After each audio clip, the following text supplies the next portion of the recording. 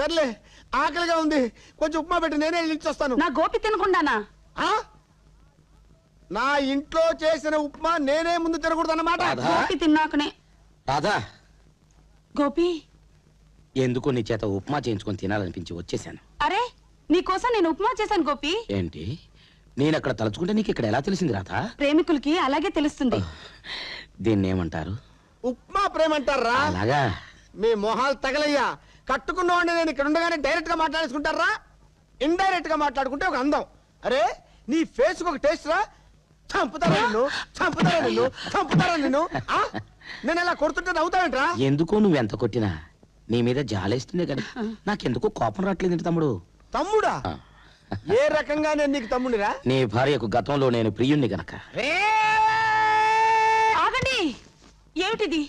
ఇటు ప్రియుడు ఇటు మొగుడు, మధ్యలో చచ్చిపోతున్నాను. రేయ్ మర్యాదగా నా కొంపలోంచి బయటకు అడిగి అలాగే వెళ్తాను. కొంచెం ఉప్మా తినేసి. ఉప్మా తింటాం కాదురా, నిన్ను ఖైమా చేస్తాను. వెళ్ళరా బయటకెళ్ళు. ఉప్మా నువ్వేంటి ఆరాధనాపూర్వకంగా చూస్తున్నావు? వెళ్ళు లోపలికి వెళ్ళు.